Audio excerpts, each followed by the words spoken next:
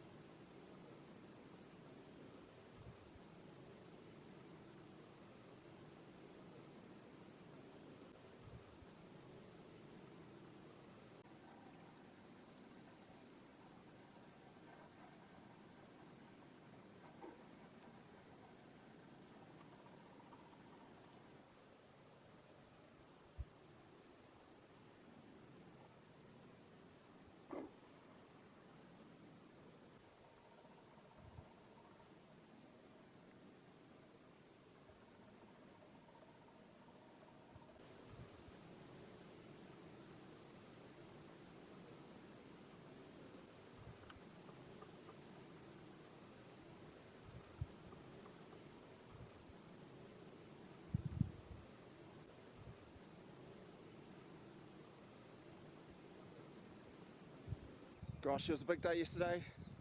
Started at 6, didn't finish till midnight. I was freaking having a feed those last couple hours. Ugh. But I love it. I absolutely love it. Like, I genuinely love when you're just in that hurt locker. But anyway, I thought I'd just take this moment out to share some tools, or I call them like a bit of a golden nugget as to what's helped me in my life. My life's pretty good in all areas really.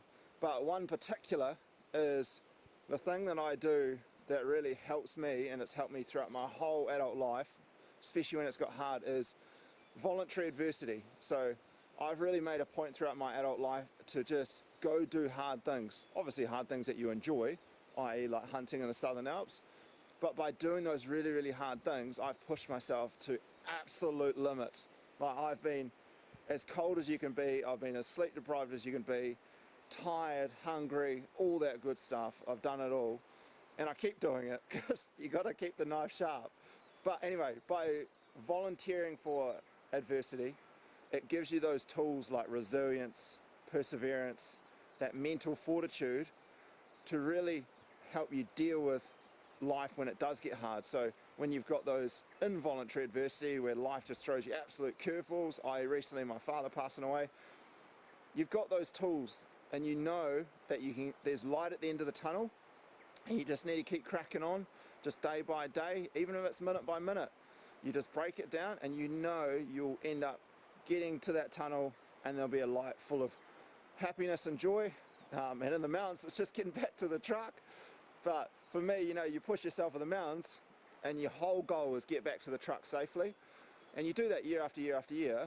Then when you're thrown a curveball in life, you're just like, oh sweet as, just another problem to solve. Because that's really what mountain hunting is you're just solving problems constantly with a lot of optimism. So for me, I think that's what mountain life has really given me.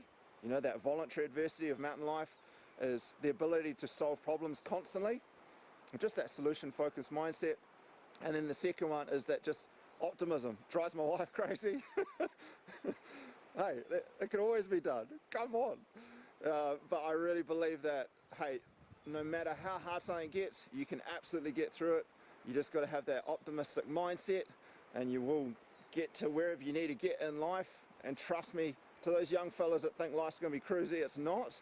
So you better start developing those tools and skills. Otherwise, you will see a reduction in your mental, emotional, physical health. There's no two ways about it. But anyway, team, really, really recommend is get out there and volunteer for really hard things so your life will get better. Cheers.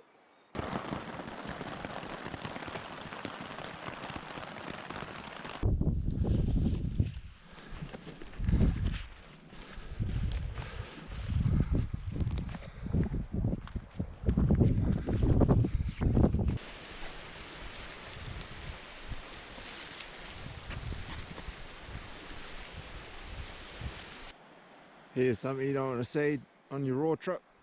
Here's one gut bag,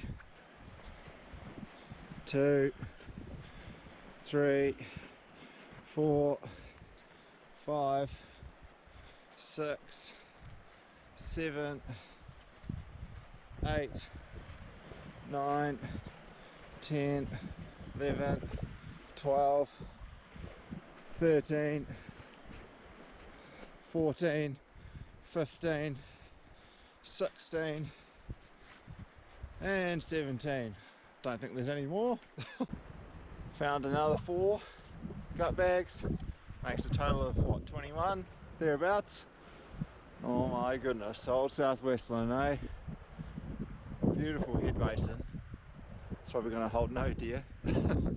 All the deer are probably going to be in the bush, so I'm going to try and find a nice sheltered campsite and then have a feed and then reassess.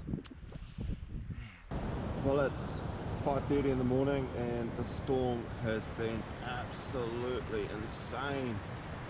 Thunder and lightning overhead again. I've camped on the flats and big mistake. I'm pretty much in a pool of water. So I've just blown my mat up. So I'm on a waterbed. Oh my goodness. The rain's finally stopped. Frickin' heck. I'm pretty amazed at this tub floor though from the MSA XS2. Like, It's actually stopped a lot of the water coming in. I'm like surrounded by water. Oh my goodness. Oh man, I searched all afternoon for a high camp. I couldn't find anything, and I thought, oh, flats would be alright, good drainage route. No, unbelievable. Far out, getting dominated. Well, I managed to get a few hours sleep after the storm passed on by. I was definitely on that waterbed life. Oh, get some hot grub into me. I got my coffee down there. How good. Drying all my gear outside. Epic views. It's pretty cool when all the rain comes along. One positive is you get all these awesome waterfalls.